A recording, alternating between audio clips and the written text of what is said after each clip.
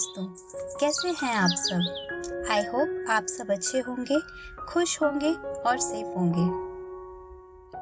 तो आज मैं जो कहानी आपको सुनाने जा रही हूँ, ये कहानी है एक धनी सेठ की। एक शहर में एक बहुत ही धनवान सेठ रहा करता था।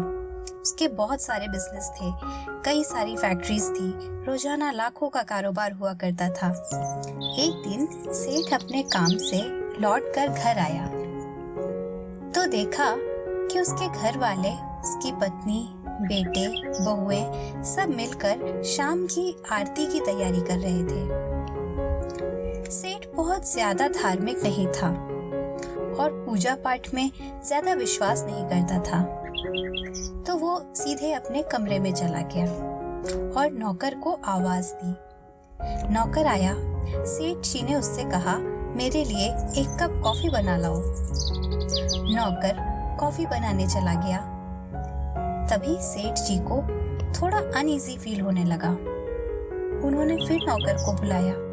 उससे कहा कि मुझे कुछ ठीक नहीं लग रहा, अजीब सी घबराहट हो रही है। तुम ऐसा करो, जल्दी से डॉक्टर को बुलाओ। नौकर ने तुरंत डॉक्टर को फोन लगाया। डॉक्टर साहब आए, सेठ जी का चेकअप किया, सब पूछा, फिर बताया कि सब नॉर्मल है।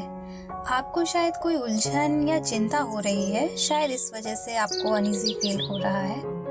आप आराम करिए, सब ठीक है। फिर भी आपको लगता है तो ये मेडिसिन लेकर आप सो जाइएगा। डॉक्टर साहब ये बताकर चले गए। सेठ जी को अभी भी अजीब सा बेचैनी हो रही थी।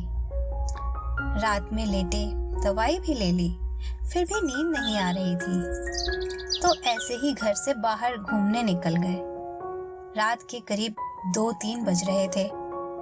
सेठ जी घर से थोड़ी दूर जाकर एक पेड़ के चबूतरे में बैठ गए। थोड़ी देर में वहां एक कुत्ता आया और सेठ जी की चप्पल उठाकर ले गया। सेठ जी ने जब ये देखा तो उसके पीछे पीछे भागने लगे। काफी दूर जाकर उस कुत्ते ने चप्पल छोड़ दी और भाग गया। अब सेठ जी ने वो चप्पल उठाई और सोचा, काफी देर हो गई है, बिना बताए घर से आया हूँ, अब वापस चलना चाहिए। ऐसा सोचकर सेठ जी ने जैसे ही घर की तरफ कदम बढ़ाया, उनको कहीं से रोने की आवाज सुनाई दी। सेठ जी ने देखा सुबह के 4 बज रहे हैं। पहले तो उनको ख्याल आया कि जाने दो, क्या करना, घर जाता हूँ। पर फिर उनको लगा, पूछूं तो क्या बात है, शायद मैं किसी की कोई मदद कर सकूं। क्या पता कितनी बड़ी बात हो, या हो सकता है छोटी सी ही बात हो। मुझे जरूर देखना चाहिए। ये सोचकर सेठ जी उस आवाज की तरफ बढ़े तो देखा एक झोपड़ी से वो रोने की आवाज आ रही थी। सेठ जी ने थोड़ा सा झांक कर देखा तो कोई 22-24 साल की युवती वहां रो रही थी और उसके पास एक बच्ची थी। सेठ जी को पहले तो संकोच हुआ, फिर उन्होंने थोड़ी हिम्मत करके वो दरवाजा खटखटाया और पूछा, बेटी क्यों रो रही हो? ये सुनकर वो युवती बाहर निकली और बताया कि उसकी छोटी सी बच्ची है जो काफी ज्यादा बीमार है। डॉक्टर बड़े हॉस्पिटल ले जाने को बोल रहे हैं, पर उसके पास इतना पैसा नहीं है। सेठ जी ने पूछा, तुम क्या काम करती हो? तो उसने बताया वो लोगों के घरों में बर्तन झाड़ू पोछे का काम करती है। उसने सब जगह मदद मांगी, पर कोई भी उसकी मदद के लिए तैयार नहीं हुआ। सेठ जी ने पूछा, तो तुम्हारे रोने से क्या तुम्हारी समस्या हल हो जाएगी? तो उसने कहा, मैं जानती हूँ साहब, रोने से समस्या हल नहीं होगी, पर कल मैं जब परेशान घूम रही थी तो एक बाबा जी मिले थे। उन्होंने कहा था, तुम कल सुबह 4 बजे रोना, तुम्हारी समस्या हल हो जाएगी, इसीलिए मैं अभी रो रही थी। सेठ जी का मन उसकी बात सुनकर पिघल गया। उन्होंने उसी समय हॉस्पिटल फोन किया। तुरंत एम्बुलेंस भी आ गई।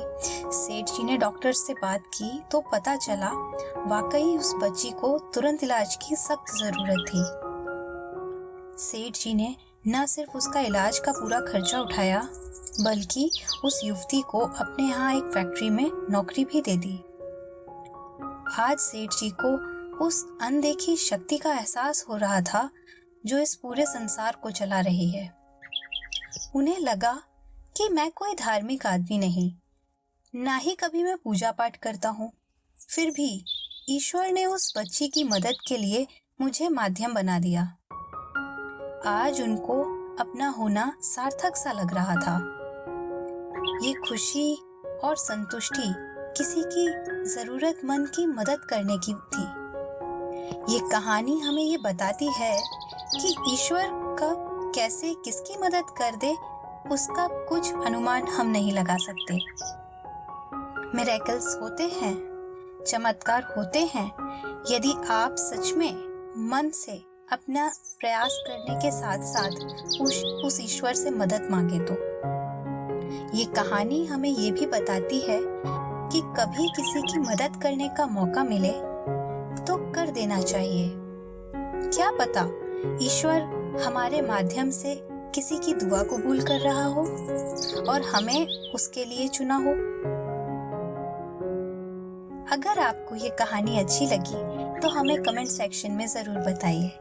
हमेशा पॉजिटिव सोचिए, खुश रहिए और अपना ख्याल रखिए।